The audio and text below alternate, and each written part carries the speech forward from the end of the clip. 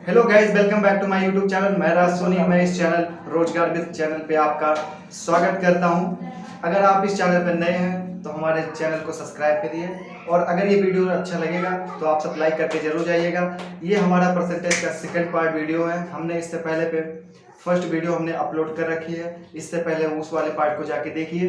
और थोड़ा सा हम रिवीजन कर लेते हैं पिछले वाले क्लास की। तो हम बात करना चाहेंगे कि क्रय मूल और विक्रय मूल, हमने ये सब आपको बहुत ही बेसिक से पढ़ाया था परसेंटेज में, तो ये सब आप सबको क्लियर होगा। क्रय मूल किसे कहते हैं आप सब जानते हैं? क्रय मूल हम उस को कहेंगे जिससे हम किसी भी चीज को या किसी भी वस्तु को खरीदते हैं, वो हमारा क्रय मूल होता है। और विक्रय मूल क्या होता है? हम किसी वस्तु को जिस रेट में, जिस दाम पर बेचते हैं, वो हमारा विक्रय मूल होता है। तो ऐसे ही हम और बहुत सारे टॉपिक को क्लियर किए थे फर्स्ट वीडियो में। तो हम अब सेकंड पार्ट में आप सबको परसेंटेज का पढ़ाने जा रहे हैं। तो अगर ये वो वाला वीडियो नहीं देखा तो आपको ये वाली वीडियो उतना खास समझ में आएगा नहीं, तो इससे पहले आप उस वाले वीडियो को विजिट करके जरूर देखें। तो आइए हम शुरू करते हैं। तो आज हम पढ़ाएंगे आपको ए बी वाला फॉर्मूला। क्या? ए बी वाला फॉर्मूला।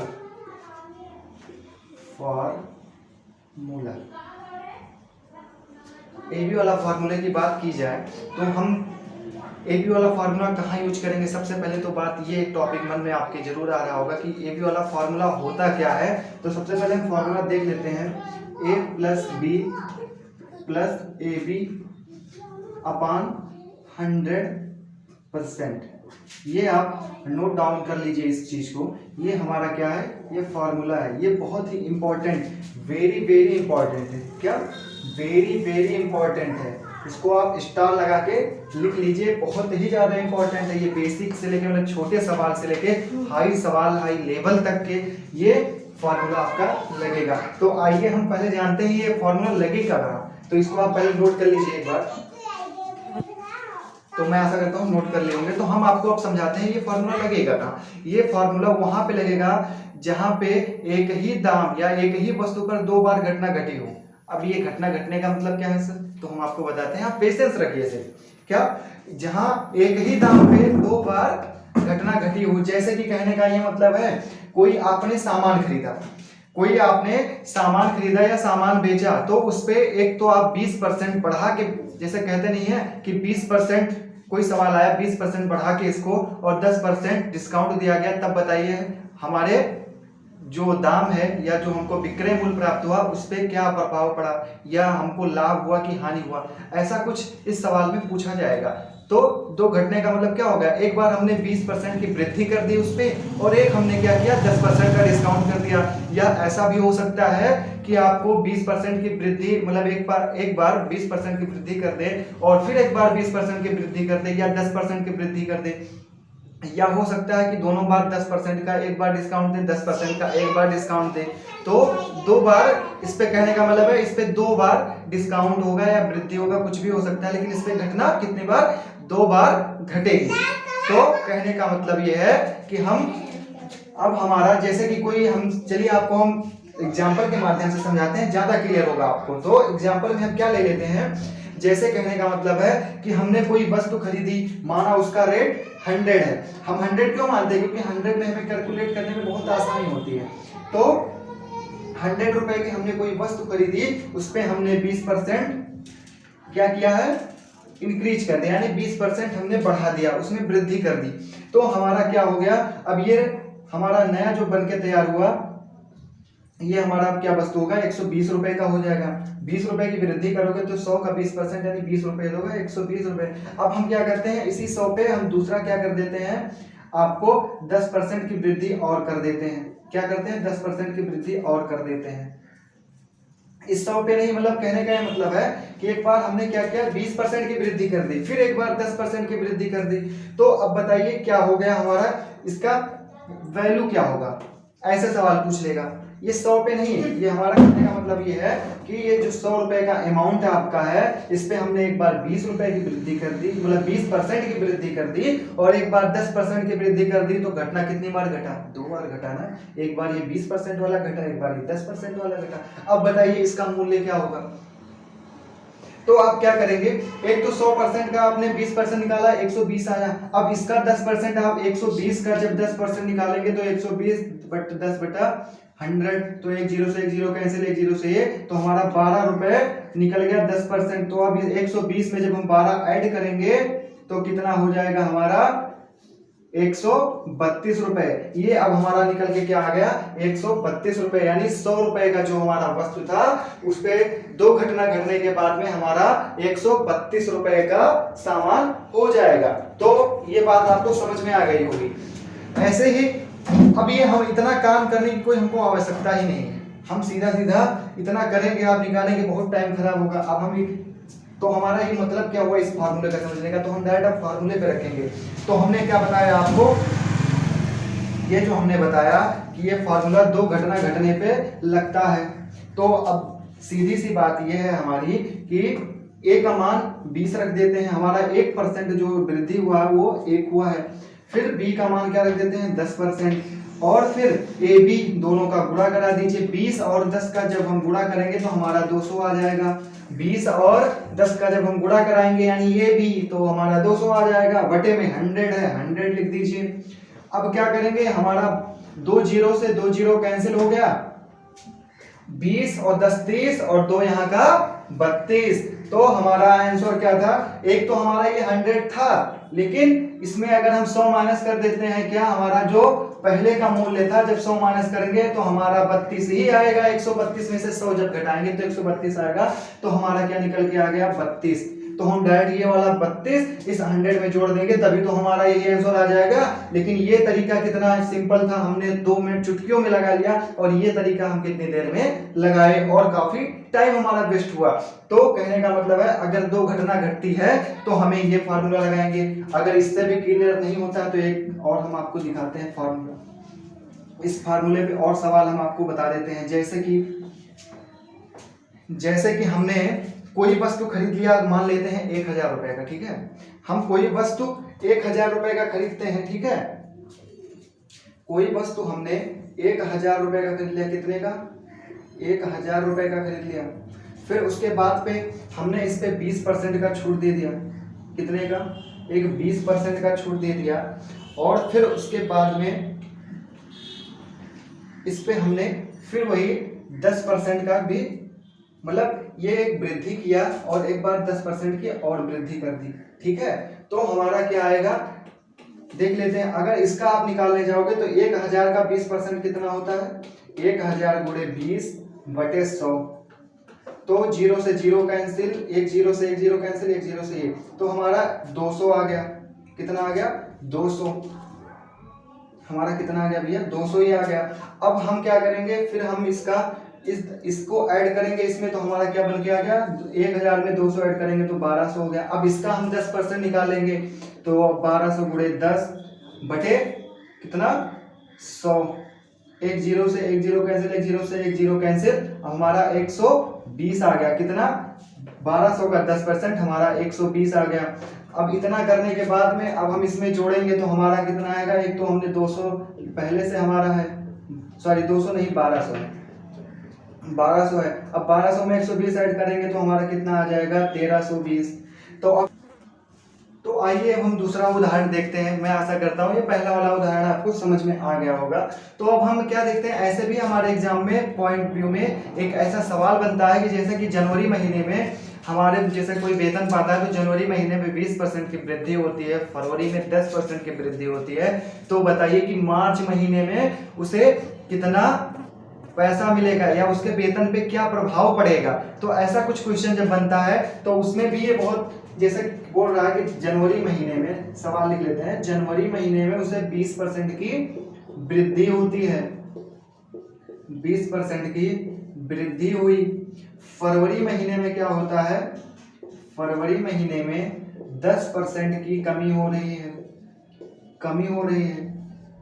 अब बताइए कि मार्च महीने में उसके वेतन पे क्या प्रभाव पड़ेगा, मार्च महीने में उसके वेतन पे क्या प्रभाव पड़ेगा। बहुत लोग क्या करेंगे 20 में से 10 घटा देंगे, कहेंगे भैया 10% उसके वेतन पे प्रभाव पड़ रहा है। तो बिल्कुल गलत है। क्यों गलत है, आइए हम देखते हैं। क्या आप ऐसे अब निकाल सकते हैं, तो हमको यही फॉर्मूला लगा के निकालना पड़ेगा। तो आइए हम निकालते हैं। अब ए का मान क्या हो गया हमारा 20 हो गया, और 10% की कमी हो रही है, यानी कमी का मतलब माइनस हो रहा है, तो बी का मान ये प्लस है लेकिन -10 हो जाएगा। बी का मान कमी हो रहा -10 और प्लस का चिन्ह लगा दो, +20 का गुणा करोगे और -10 का गुणा करोगे तो हमारा सब मिला के ये कितना आ जाएगा, हमारा ये सब मिला के आ जाएगा -200 -200/100। अब हम जब इसको ब्रैकेट खोलेंगे तो दो जीरो पहले कैंसिल कर देते हैं, जब ये ब्रैकेट खुलेगा तो ये तो माइनस हो जाएगा, तो -10 -2। अब इसको हम जब जोड़ेंगे तो 20 और -10 और -10 ये दोनों जुड़ के तो ये हो जाएगा 20 -12 यानी 8 आ जाएगा। कितने की कमी होगी, सॉरी कमी नहीं, 20% वृद्धि है तो कितने 8% उसके वृद्धि होके उसके मार्च महीने में उसको वेतन मिलेगा। तो कितने की होगी, 10% की नहीं होगी, जो 20 में से 10 निकाल के 8% की वृद्धि होगी उसके वेतन पे। कितना 8% की वेतन की वृद्धि होगी उस पे। और ऐसे ही हर जगह पे जहां पे दो घटना घटेगी हर जगह ये फॉर्मूला आप लगा दीजिएगा, सब निकल जाएगा। चाहे वो फॉर्मूला आयत पे लगा दे आप, भुजा मतलब त्रिभुज के भुजाओं पे लगा दें आप, और फिर वर्ग में लगा दें, कहीं पर भी आप लगा दीजिएगा। एक और हाँ, एक बात नोट करके लिख लीजिएगा, अगर त्रिभुज की भुजा बढ़ाएगा जैसे 10% उसके त्रिभुज की मतलब जो वो भुजा है उस पर 10% की वृद्धि कर दी जाए तो क्या प्रभाव पड़ेगा, तो 10% की वृद्धि। अगर त्रिभुज में बहुत प्रकार 3 प्रकार के त्रिभुज होते हैं तो हमेशा नोट करके लिख लीजिएगा कि वो समबाहु त्रिभुज पे ही बोलेगा, कि आपको निकालना वही है। त्रिभुज कहते हैं तो समबाहु त्रिभुज पे आपको निकालना है। जैसे हो गया, अब कह दे एक भुजा पे 10% की वृद्धि कर दी जाए तो समबाहु त्रिभुज का होता है 3/4 √3/3/4 और a स्क्वायर, यानी ये कितना हो जाएगा 10 × 10 की ही वृद्धि कर रहे हैं तो 10 × 10, यानी जब भी त्रिभुज की बात करेगा तो वो समबाहु त्रिभुज की बात करेगा। ठीक है, तो अब हम चलिए अब इसके ऊपर डिपेंड सवाल लगाते हैं, यानी उदाहरण देखते हैं इसके, और ताकि और आपको क्लियरिटी में समझ में आ जाए और अच्छे अच्छे क्वेश्चन आप इस पे कर सके। तो आइए स्टार्ट करें। तो आइए हम देखते हैं इस वाले सवाल को। इस सवाल में क्या कह रहा है, सबसे पहले तो हम पढ़ लेते हैं कि ये प्याज, ये आपका प्याज लिखा हुआ है, प्याज के मूल्य में 10% की वृद्धि हो जाने पर कोई व्यक्ति अपनी खपत में कितना % कमी कर ले कि उसके खर्च पर कोई प्रभाव नहीं पड़ेगा। इतना मान लीजिए, ये आप अपने दिमाग में बैठा लीजिए कि जब भी किसी चीज के मूल्य में, यानी जो विक्रय मूल्य होता है उसमें वृद्धि होगी तो उसकी खपत जो होगी वो कम होगी। क्यों होगी, क्योंकि कोई वस्तु जब आप 10 रुपए में खा रहे थे, अब उसको 12 रुपए में जब खाएंगे तो आप सोच समझ के उसको खर्चा करिएगा। अपने रियल लाइफ में इसको जोड़ के देखिए कि आपको 10 रुपए का कोई वस्तु मिल रहा था, वो अब आपको 12 रुपए का मिलने लगेगा, तो आप क्या करेंगे, उसकी खपत यानी खाने या पीने पहनने की जो ज्यादा जरूरत थी उसको आप थोड़ा थोड़ा कम करेंगे ना, ताकि आपके जो खर्च है वो कोई प्रभाव ना पड़े, यानी बराबर रहे, जैसे पहले ही था उसी प्रकार का रहे। तो कहने का मतलब है अगर किसी मूल्य में वृद्धि होगी तो उसकी खपत जो होगी उसमें कमी जरूर होगी। तो अब हम क्या लिखेंगे, इस प्रकार के भी सवाल बनते हैं परसेंटेज में। तो हम क्या लिख लेते हैं कि सबसे पहले हम इसको लिखते हैं कि कितने की कमी हो रही है, हम ये लिखेंगे कितने की कमी हो रही है, 10% की। हमें ऊपर वाले लाइन पे देखना है, तो 10% की, सॉरी कमी नहीं हो रही, वृद्धि हो रही, सॉरी इस बात के लिए, तो वृद्धि हो रही है कितने पे। तो अब क्या करना है हमको, नीचे बटे में क्या लिखेंगे, हम बटे में 110 लिखेंगे। कैसे 110 लिखेंगे, इसमें इस 10 में ये 110 कहां से आया, ये 10% की जो वृद्धि हो रही है उसमें हमने 100 ऐड कर दिया है। इसमें आपको 100 ऐड करके कोई भी सामान रहेगा तो उसमें हम 100 ऐड करके उससे भाग देंगे और उस बटे में लाना है तो 100% से हम क्या करते हैं, गुणा करा देते हैं। ठीक है, ये बात आप नोट कर लीजिएगा। इसमें 100 + 10 जोड़ के हम नीचे लिख देते हैं। 100 + 10 ही नहीं, यहाँ पे जितने % की वृद्धि होगी उतना जोड़ के हम नीचे लिख देंगे। तो अब इसको हम जब सॉल्व करेंगे तो 1 0 से तो 1 0 1 खत्म हो गया, और फिर ये हमारा क्या आ गया, 100/11। इसको हम क्या लिख सकते हैं, 9 सही 1/11। ये हमारा %, ये हमारा उत्तर हो गया। इतनी हमें खपत में कमी करनी पड़ेगी तब जाके हमारा पहले की तरह जो खर्चा होगा वो मेंटेन रहेगा। इतना हमें अपनी खपत में कमी करनी पड़ेगी। 9 से ही 1/11% कमी करोगे तब आपकी खर्च जो होगी जैसे पहले होता था, जिस परसेंट मतलब जिस मूल्य पे आपको पहले ब्याज मिलता था उसी पे मिलेगा। और बाई चांस जैसे इसी टॉपिक पे हम दूसरा सवाल कर लेते हैं क्या कि यहाँ पे जैसे हमारा अभी तक था 10, अब यहाँ पे हम 100 कर लेते हैं। ब्याज की मूल्य 100% वृद्धि कर देने पर अब बताइए 100% की जब वृद्धि हो जाएगी तो अब कितने हमें कमी करने पड़ेगी। आप अपने जैसे कि आपको कोई भी वस्तु मिल रही थी 100% का मतलब होता है 10 रुपए का मिल रहा है सामान तो आपको 20 रुपए का मिलेगा। 100% का मतलब दुगना करना, किसी भी वस्तु या मूल्य का आपको 100% बोल दिया जाए तो उसका यानी दुगना हो गया है, तो आपको कितनी कमी करनी पड़ेगी। तो आइए हम इसको भी सॉल्व करते हैं। 100 की वृद्धि हो रही तो ऊपर हम 100 लिख लेंगे। अब हम क्या करेंगे 100 में और 100 जोड़ना है हमको, तो हम नीचे क्या लिख देंगे 200 फिर गुणे 100% से हम गुणा करा देंगे।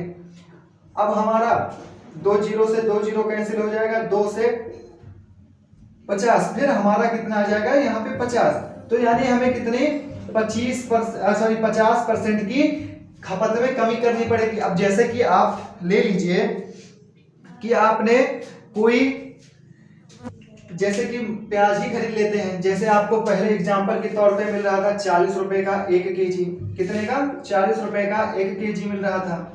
अब क्या हो गया, इसकी दाम 100% बढ़ गया, 100% की वृद्धि हो गई। अभी आपको 80 रुपए में मिल रहा है, कितने में 80 रुपए में मिल रहा है। लेकिन आपको करना क्या है, नहीं कह रहे हो कि हम 40 रुपए से भैया 41 रुपया नहीं खर्च करेंगे, हमको अपने पुराने ही खर्च पे रहना है ताकि हमारे जो खर्च है उस पर कोई प्रभाव ना पड़े। तो आपको क्या करना पड़ेगा, अब 40 रुपए 80 रुपए का जब 1 केजी मिला तो 40 रुपए का हमको कितना आधा मिलेगा, मतलब हाफ केजी मिलेगा। तो यानी 50% की इसमें कमी तो कर रहे हो आप। खा 1 किलो रहे थे अब खा आधा किलो रहे हो, तो यानी 50% की मतलब कमी कर रहे हो।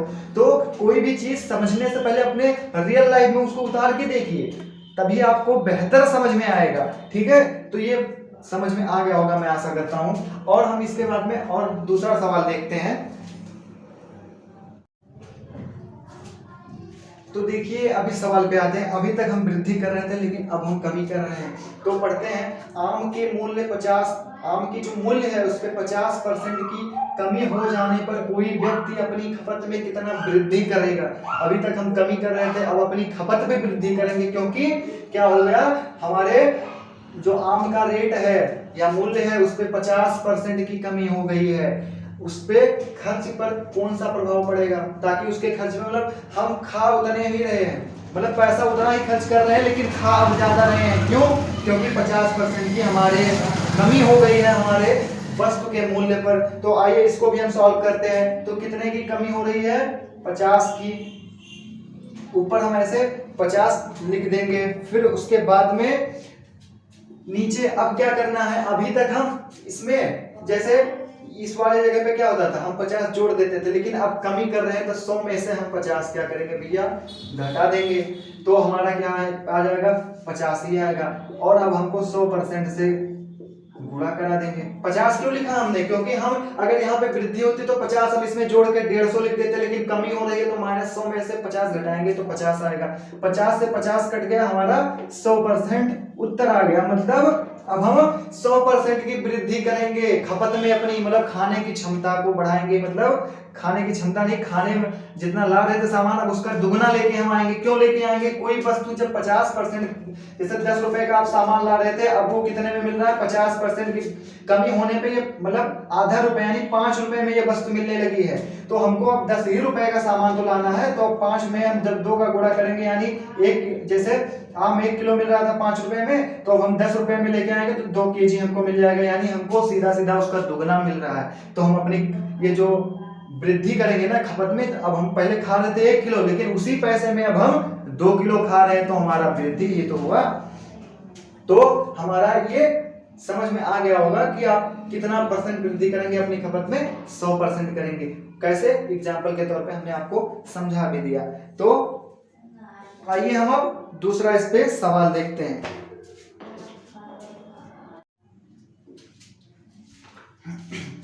तो आइए दोस्तों हम इस सवाल को चेक करते हैं, एक बार देखते हैं। ऐसा भी सवाल बनता है सवाल में, सॉरी एग्जाम में। तो देखते हैं क्या लिखा गया है कि परवल पिछले महीने 20 रुपए प्रति केजी था, मतलब 20 रुपए प्रति किलो था, मिल रहा था, परंतु अब 25 रुपए केजी मिल रहा है। तो उपभोक्ता को अपनी खपत में कितना परसेंट घटाए कि उसका खर्च पहले जैसा हो जाए। अभी तक क्या था कि हमें यहाँ पे परसेंटेज की वैल्यू दी जा रही थी, तब इसमें पता चल रहा था कि हम कितना घटा लें, लेकिन अब हमें ये पैसे की वैल्यू दी जा रही है, तो यहाँ पे हम कैसे पता करेंगे। तो आइए इसको हम देखते हैं। पहले हमको क्या मिल रहा था, 20 रुपए का मिल रहा था, अब क्या हमको ये 25 रुपए का मिलने लगा, यानी कितने की वृद्धि हुई है, 5 रुपए की वृद्धि हुई है। किससे वृद्धि हुई है, तो हमारा 20 से 25 हुआ है ना, यानी किससे वृद्धि हुई है, 20 से, तो बटे में हमारा 20 आ जाएगा, और गुणे 100% से हम गुणा करा देंगे, तो हमारा क्या है निकल के आ जाएगा 20 पंचे 100 और 55 25, यानी कितना 25% की इस पे वृद्धि हो गई। अब हमारा निकल के आ गया 25%। तो हमारा अब यहाँ पे क्या आ जाएगा, लिख देंगे हम 25%, फिर हमारा वही बन के आ गया। तो अब हम लिखेंगे 25%, फिर हमारा अब इसमें हम 125 लिखेंगे नीचे बटे में। कैसे लिखेंगे, इसमें हम 25 में 100 जोड़ देंगे तो हमारा 125 हो जाएगा, और 100 से गुणा करा देंगे 100% से। फिर हम इसको जब सॉल्व करेंगे तो हमारा ये बन के कितना आएगा, पहले तो हम इसको देख लेते हैं। 25 से जब हम इसको काटेंगे तो 25 एकम 25 और 25 पंचे 125। फिर इसको जब हम डिवाइड करेंगे तो हमारा ये कितना आ जाएगा, 5 से हम 100 को काटेंगे तो 20% आ जाएगा। तो हमें 20% की कमी करनी पड़ेगी, तब जाके हम उतने खर्च में जाके हम अपना मैनेज कर पाएंगे। तो हम अपने खपत में 20% की कमी कर लें तो हमारा पुराने जैसा ही खर्चा फिर से वैसे मतलब चलने लगेगा, जितना हमारा पुराना खर्चा रहे उतने पे हमारा, अगर हम 20% की अपनी खपत कम कर लेते हैं। तो ये भी समझ में आ गया। एक बार और हम सब आपको समझा देते हैं। पहले हमारा यहाँ पे दिया रहता है परसेंटेज में इतना मतलब हो रहा है, तो हम अपनी खपत में यानी खाने की क्षमता में कितना कम करें तो हमारे खर्च में कोई मतलब इधर उधर ना होने पाए।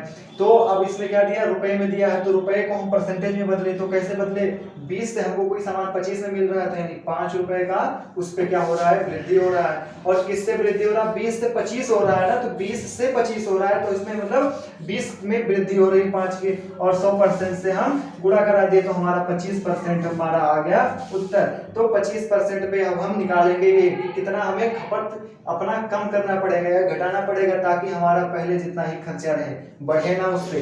तो 25/125 हमने इसलिए लिखा क्योंकि 25/125 में मतलब 25 जो वृद्धि हो रही है मतलब खपत में या कमी लाने के लिए हमने इस पे क्या किया, 100 में इसमें जोड़ दिया, जोड़ने के बाद 100% से गुणा कराया, और जब काटा पीटी किया तो हमारा आंसर क्या आ गया, 20%। ठीक है, मैं आशा करता हूँ ये वीडियो आपको बहुत ही अच्छा लगा होगा और बहुत समझ में भी आया होगा। अगर नहीं समझ में आया, कोई डाउट रह गया हो, तो आप बैक करके शुरू से वीडियो फिर से देखिए, आपको एकदम बिल्कुल से क्लियरिफाई हो जाएगा, कोई भी दिक्कत या डाउट नहीं बचेगा। अगर फिर भी बच जाता है तो आप हमें कमेंट बॉक्स में बताइएगा, हम अगले वीडियो में उसको जरूर सॉल्व करेंगे। तो तब तक मिलते हैं फिर से अगले वीडियो पे, और वीडियो को लाइक करना और चैनल को सब्सक्राइब करना मत भूलिएगा। चलिए मिलते हैं अगले वीडियो में। जय हिंद।